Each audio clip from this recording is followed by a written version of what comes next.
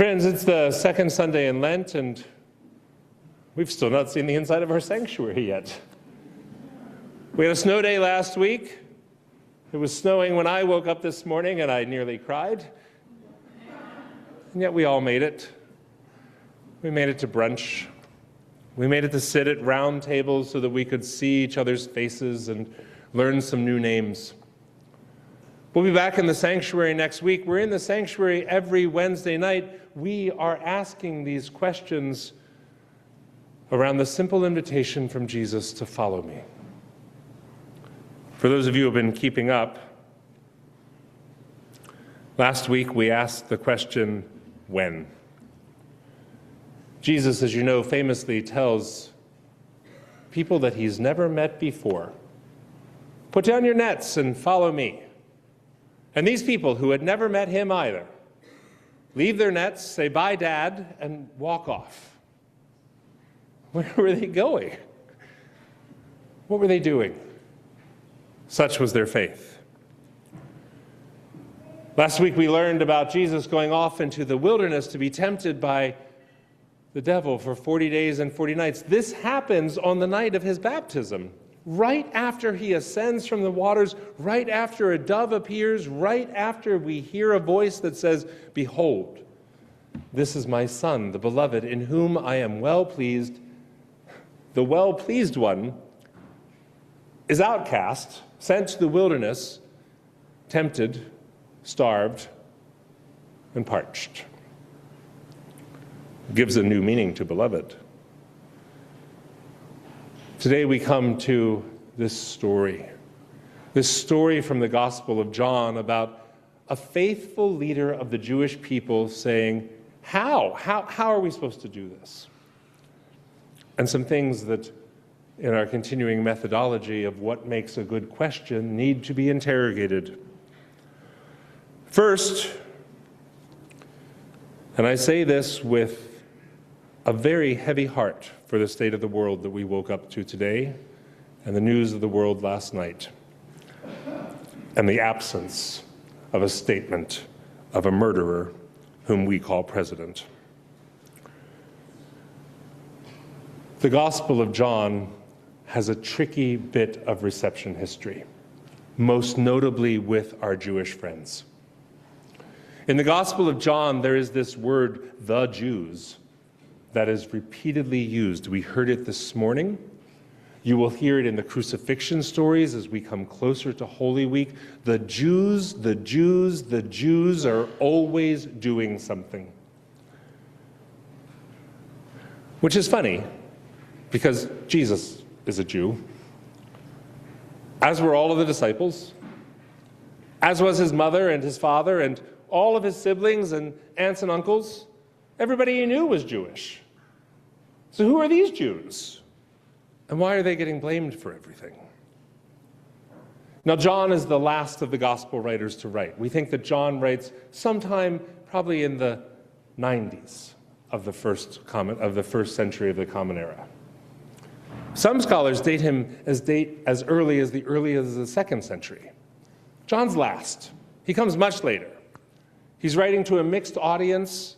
It's no longer just the early followers of Jesus are no longer just a reform movement within Judaism, the way that, say, Martin Luther was originally a reform movement in the Catholic Church. We all know how that worked out. This worked out similarly.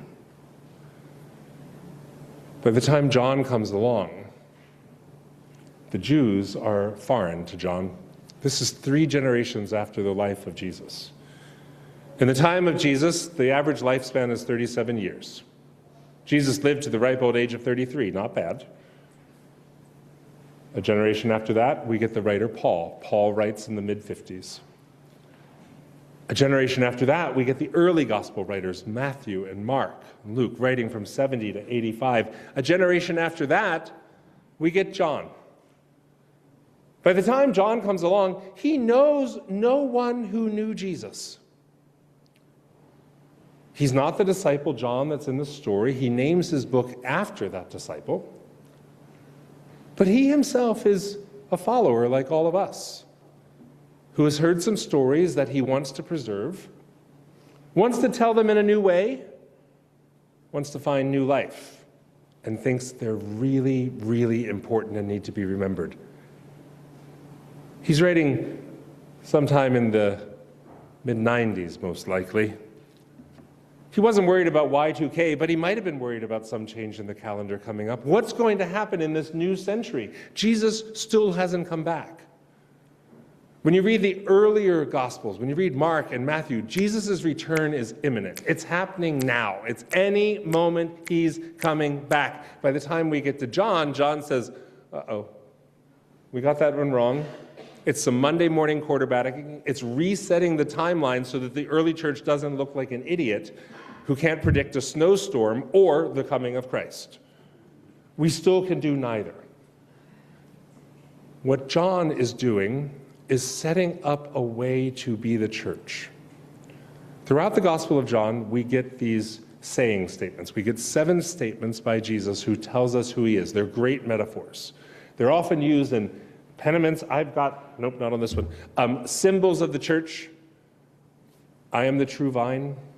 I am the way, the truth, and the life. I am the resurrection and the death. He goes on. These are memorable quotes for people who are gathering for worship in a time before printers, which means a time before bulletins. So they needed to be able to remember what it is they were going to say. And John, who is a Gentile, and writing in a beautiful Greek. John is elegant. You all know this. We come to Christmas Eve, we hear the beginning of John's story. In the beginning was the Word, and we all go, well, we hear this one. Or we watch it on signs at football games. John 3:16. John 3:17 is oddly more important than 3:16. What we heard at the end of Lynn's reading was, indeed, God did not send Jesus into the world to condemn the world, but in order that the whole world might be saved. John's theological project is bigger than Matthew or Mark or Luke's. And he gets some things wrong because he's farther away from the story. He doesn't understand the differences between Jewish leadership. By this point, the temple has been destroyed for 30 years. So Matthew, Mark, and Luke, who are all writing under a temple system, who understand that the secular leaders of the time are the religious leaders of the time, the high priests are the judges are the legislators, the Sadducees, the Pharisees. These are distinctions in groups. The Essenes living out where John the Baptist is. The Quaranines, they're other sects of ancient Jews living faithfully. John doesn't understand. This isn't his fault. He just never knew. And so we get these sentences like, the Jews did this. Now this has been a cause of anti-Semitism since roughly the Crusades. In the 11th century, when the early church took the Gospel of John seriously, it was the Jews who murdered our Christ, and off they went to murder a few people. This continues to be at play. It continues to be at play, including what happened yesterday. Understanding a reception history of how we and our gospel is culpable for the desecration of a people, for the continued oppression of a people, for support of a state that lives inside the state of another home people that we do not recognize. This is complicated stuff. The Gospel of John is really, really complicated. And my favorite fun trivia fact about the Gospel of John, Martin Luther, whom I like a lot. Many of you know I grew up Lutheran, so I have a good understanding of Martin Luther. He's bawdy, he's earthly, he drinks, he's got tons of children, has a gorgeous wife, has all sorts of fun, is a man of the earth. Early in his career, he proposed a revision to the Bible that cut Matthew, Mark, and Luke out. He said, we only need John. And it's a funny translation, but he said, we only need John, and this is because of the Lutheran emphasis on grace. Grace is what is throughout the Gospel of John for all of us that follow Jesus. Condemnation is throughout the Gospel of John for all who don't. This isn't quite God's history of the world. Thank God we still have Matthew and Mark and Luke to point us to this, to hearken us back to the first covenant God made with God's people, because we have the question when Jesus says, follow, how? It's not by naming other people and villainizing them. It's not by saying, well, it's their fault. It's not by saying, well, the Jews did this, and Nicodemus was a Jew, and he asked a stupid question like, you mean we're supposed to get back into our mother's womb? Now, that's not a fair question, and it's a trick question. And last week we talked about what makes a faithful question. A faithful question is one that wants to draw us out, not trick us out. We've all done this. Teenagers are great at it. If you have a spouse, you've done this at one point or another, I guarantee you. Oh, where were you last night? But, well, how does that work? We've all done this. It doesn't go well, and it doesn't build faithful characteristics or good relationships. A better question is one that begins with curiosity, a how question, a why question, not a what question. So last week we talked about when to follow, and unfortunately the word is now. Today we talk about how to follow, and the question starts opening up. How to follow Jesus through this Lenten journey is one, I dare say there are as many answers as each of you sitting around these tables today. How to follow Jesus is a great debate in our country, in our world. Why to follow Jesus? What about those other religions? What about those other religions that point the way to a God eternal who sent to us a beloved child, Jesus of Nazareth, who grew and lived as so fully himself that he got himself killed?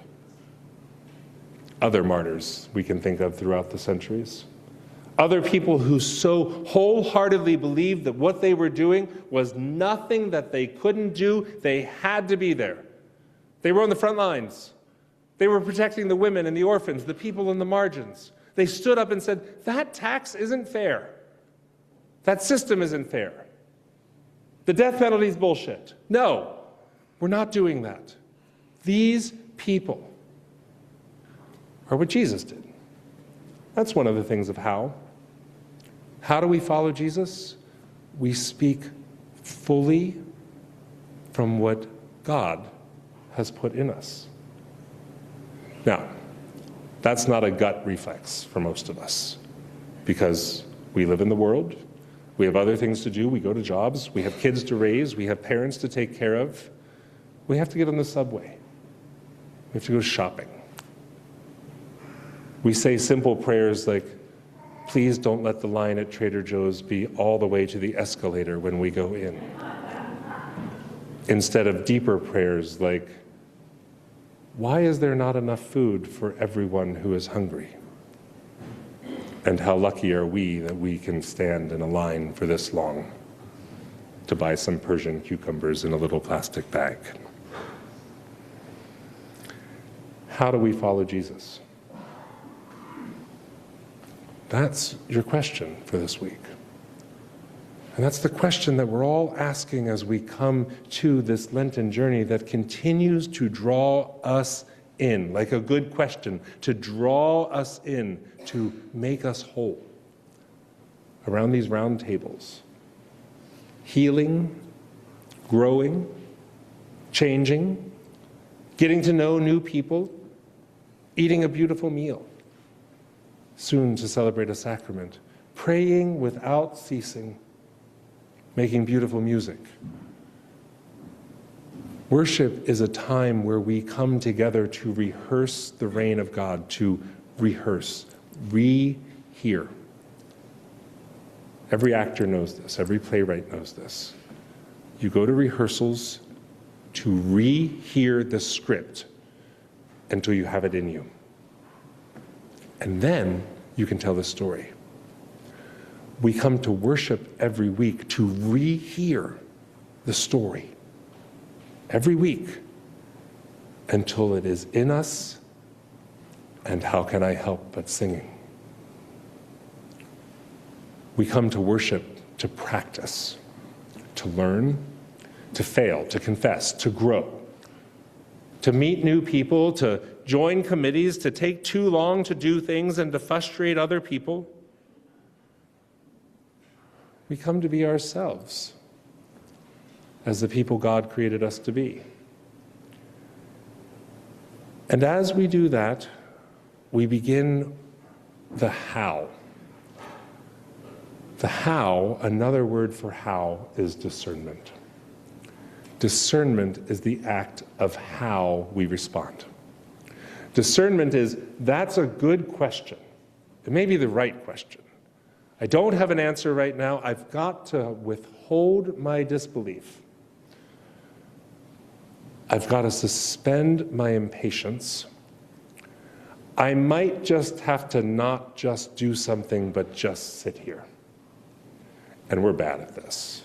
This is not what makes a good New Yorker. But it's what makes a good Christian. Sitting and asking each other, how? Lynn, how did you do that this week? How did you hold all of those children in the launch of that programming together while still doing the work of the church and still being here this morning? How's your marriage? How's your family? How? How did you do it all? Tell me, I need that strength. Matt, you had the flu all week, still went to the hospital, still did your chaplaincy work, moved mercifully to online training, and are here this morning still preparing to feed another 150 or 200 people next Tuesday. How are you doing that? I don't think I can do that. How is that your call? Parents, you're raising children, and you're awake. And you look bright-eyed, like, I don't know how you do this. I don't know how most of you do most of your lives. And you may not know how I do most of my life. But church is a place where we get to ask that question, faithfully and honestly. One of you said to me not long ago, it was a Christmastide morning, "You placed me on the discernment committee. And I've been discerning. And I have some questions." And that same one of you was very kind when I said, I'm almost ready to answer them. That is a faithful question